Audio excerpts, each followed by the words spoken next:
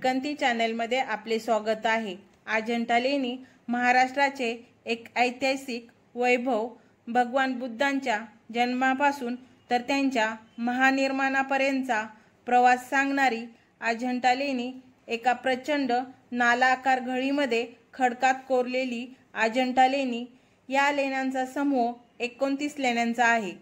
बुद्ध वास्तुशास्त्र, भिंतीचित्रे, शिल्पचित्रे याचा आदर्श म्हणून गणल्या जाणाऱ्या त्या लेण्यांच्या मध्ये भगवान बुद्धांना अर्पण केलेली चैत्यदालने, प्रार्थनागृहे आणि ध्यान व धार्मिक साधनेसाठी बुद्ध भिक्खू वापरत असलेली विहार किंवा आश्रम यांचा समावेश आहे।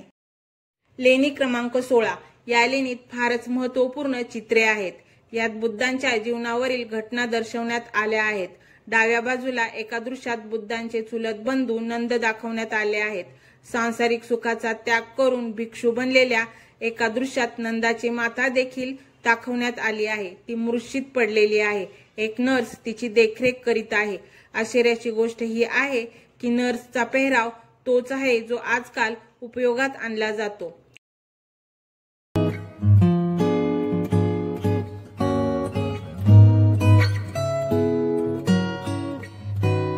कथ्थक आणि नृत्याचे चित्र अतिशय प्रशंसनीय आहे।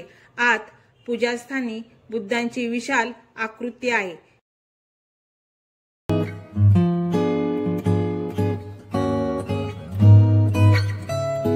छतावरील चित्रकला सुंदर आणि आकर्षक आहे। हे चित्र बुद्धांच्या मातेचे, ज्यात ती आपल्या पतीस स्वप्न सांगत असून ज्योतिषी त्या स्वप्नाचा अर्थ सांगत आहे। आताच्या काळातील 3D चित्रांच्या प्रमाणे या चित्राचा प्रभाव जाणवतो। लेणी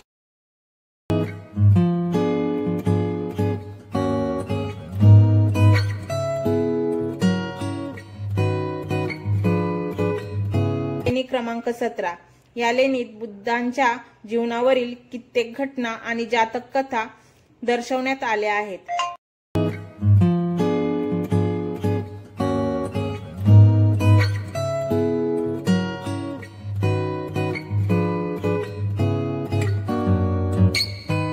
पूजास्थानात बुद्धांची आकृती आहे। डाव्या बाजूस बुद्धांच्या पूर्वजन्माचे चित्र असून ते एका हत्तीचे आहे। एक दृश्य आहे। महाकवी कथेत बुद्धास वानराच्या जन्मी दाखवण्यात आले आहे।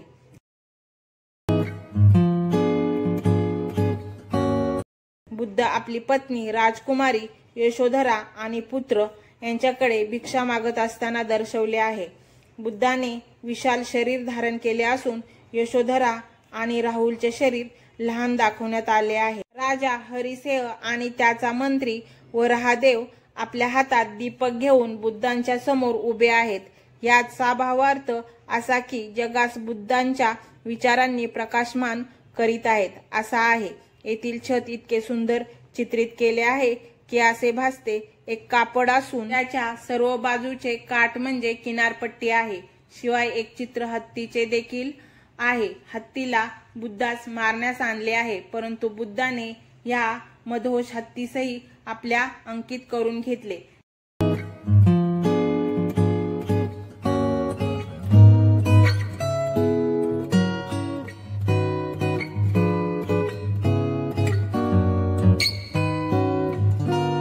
लेणी क्रमांक 18 यात विशेष असे काही कोरलेले नाही। लेणी क्रमांक 19 ही लेणी घोड्याच्या नालेच्या आकाराच्या मंदिर आहे। या लेणीत बुद्धांच्या आकृत्या आहेत। नागराजा आपल्या पत्नी समवेत दर्शवलेले आहेत। पैठणच्या राजाने त्यांना बुद्ध धर्माच्या प्रसारासाठी मदत केली आणि त्या प्रसाराच्या माध्यमातून ही अजंठा लेणी पूर्ण तयार झाली। याला लागणारा जो पैसा होता हा पैठणच्या राजाने पुरवला होता आणि म्हणून काही वेळेस पैसा कमी पडला आणि ते काम थांबले गेले। काही वेळेस पैसा पूर्ण मिळाला, ते काम पूर्ण झाले।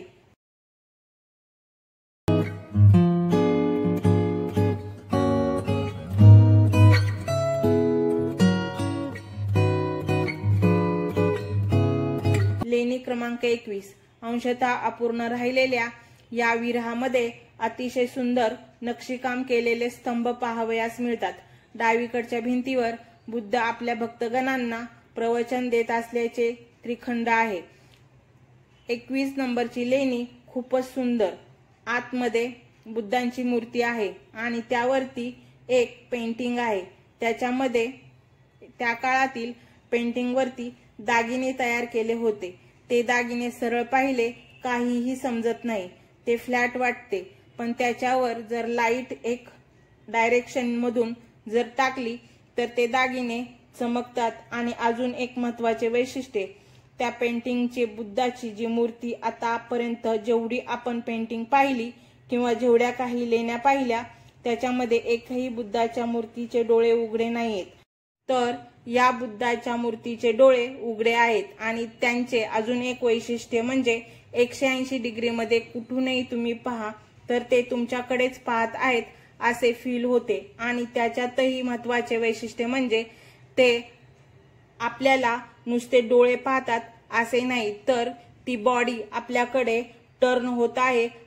आणि त्यांचे अजून एक वैशिष्ट्य म्हणजे 180 डिग्री मध्ये कुठूनही तुम्ही पहा तर ते तुमच्याकडेच पाहत आहेत असे फील होते। आणि त्याच्यातही महत्त्वाचे वैशिष्ट्य म्हणजे ते आपल्याला नुसते डोळे पाहतात असे नाही, तर ती बॉडी आपल्याकडे टर्न होत आहे असा तो फील येतो। आणि जसजसे तुम्ही कुठूनही कुठल्याही अँगलने पहा, जसजसे तुम्ही फिरता कुठल्याही अँगलने तुम्ही पहा, पूर्ण बॉडी टर्न करून ती तुमच्याकडे पाहतात असे तुम्हाला फील होते। बुद्धांची जी मूर्ती आहे त्याच्या बाजूला 2 पिलर आहेत आणि ते पिलर वाजवले टन टन असे तर त्याच्यामधून विशिष्ट प्रकारचा आवाज येतो। जसा घंटानाद असतो तसा आवाज येतो। खूप दूर असेल तर आवाज कमी येतो आणि जवळ असेल तर आवाज जास्त येतो, पण आवाज येतो, हे अगदी अनुभवाने सांगितले आहे। प्रार्थना मंदिराच्या ओसरीच्या भागात समृद्धीची देवता असलेली हरिताच्या मूर्तीचे शिल्प कोरलेले दिसते। लेणी क्रमांक 22, लेणी क्रमांक 23, लेणी क्रमांक 24 हे लेणी अपूर्ण आहेत। लेणी क्रमांक 25 हे लेणी एक अपूर्ण विहार म्हणून ओळखले जाते, ज्यात एकही पूजास्थान नाही, कक्ष नाही। लेणी क्रमांक 26 या लेणीत बुद्धांच्या जीवनावर आधारित 2 चित्रे आहेत, जे डाव्या बाजूच्या भिंतीवर आहेत। पहिल्या चित्रात बुद्धांचे चित्र असून महापरिनिर्वाण मुद्रेत दर्शवण्यात आले आहे। दुसऱ्या बाजूस बुद्ध एका वृक्षाखाली बसलेले दिसतात। मारा आपल्या राक्षसी वृत्तीसह तेथे पोहोचतो। नंतर मारा आपल्या राक्षसी शक्तीला परत घेऊन जातो। माराच्या कन्या बुद्धास हावभावाने आकर्षित करू इच्छितात। निराश मारा हे दृश्य दिसून येते। लेणी क्रमांक 27, लेणी क्रमांक 28 आणि 29 फक्त खोदकाम केलेले दिसते, परंतु तिथपर्यंत जाण्यास पायऱ्या नाहीत। हीच ती अतिप्राचीन अजंठा लेणी छत्रपती शिवरायांच्या महाराष्ट्रात आज दिमाखात उभी आहे। प्रत्येक भारतीयाला अभिमान वाटावा अशा शिल्पकला, चित्रकला याचा संगम असलेल्या या लेण्या जगभरातील या पर्यटकांना आपल्या अनोख्या सौंदर्याने कायम आकर्षित करत आहेत। हा व्हिडिओ आवडला तर लाईक, शेअर, सबस्क्राईब करा आणि एक छोटीशी कमेंट नक्की करा। धन्यवाद।